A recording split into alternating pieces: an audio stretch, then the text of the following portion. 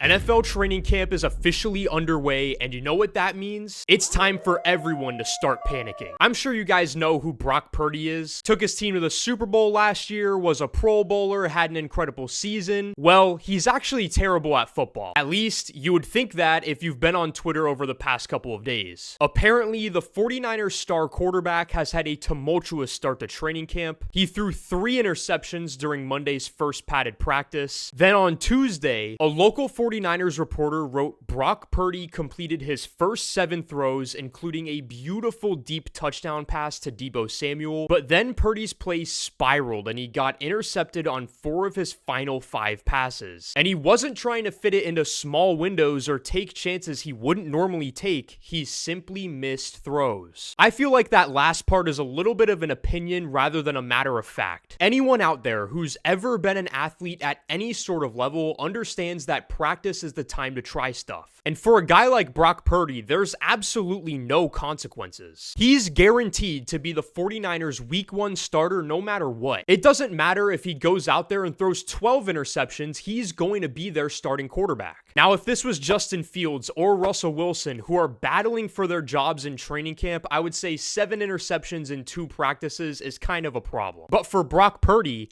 why not try to fit that pass into that window? Why not try to make that pass that you normally wouldn't have even attempted in a game? He has nothing to lose, and practice is the time to try new things. But that still doesn't stop people from going online and completely overreacting over Purdy's performance. And it's not just him. It seems like every hour I get a notification saying that Daniel Jones made a bad throw. None worse than this one right here.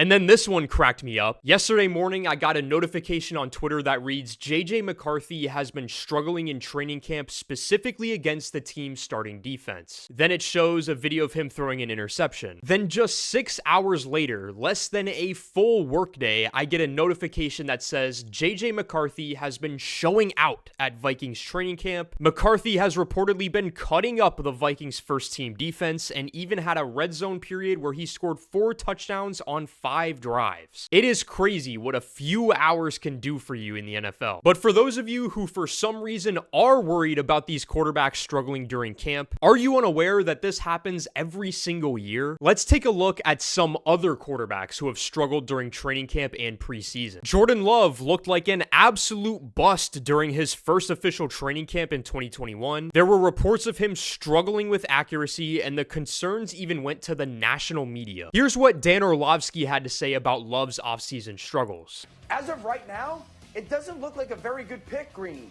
I mean, Jordan Love is the first round quarterback since 2005 to not start a game. Now we're in OTAs and we're hearing that the accuracy issues are still showing up. And for the football organization, the coaches to sit there and go, this kid's got to get 16 straight reps and it's still not to show signs of improvement or progress is alarming. It is because, and Boog knows this, like in OTAs, life is relatively easy for a quarterback. We're not getting hit and we're not in pads. Accuracy should be at a premium, a paramount.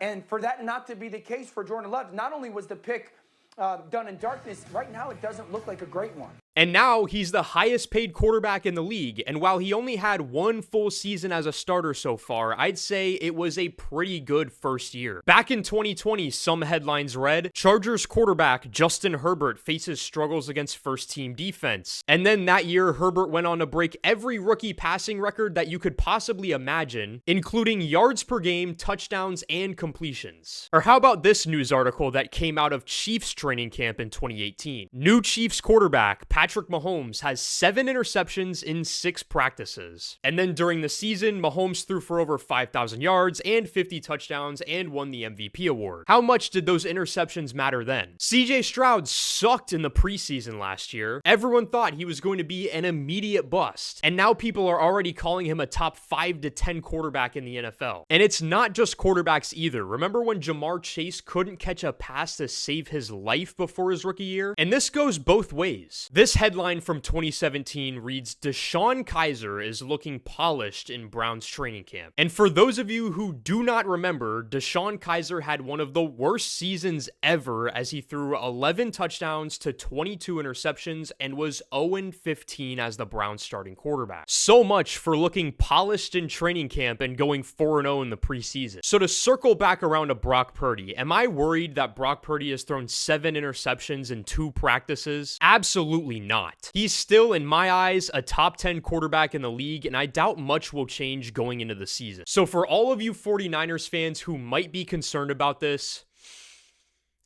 take a deep breath. And for all of you keyboard warriors online who are saying, "See, Brock Purdy is overrated," you sound like goofballs. Take all of this preseason chatter with a grain of salt. Hey everyone, thank you all so much for watching. If you enjoyed this video, please make sure to hit that like and subscribe button, as it will go a long way in helping me create the best quality NFL content for all of you. And in the comments, let me know if you're concerned about Brock Purdy's interceptions in training camp. That way I can go in there and make fun of all of you. And once again, thank you all so much for watching, and I'll see you next time.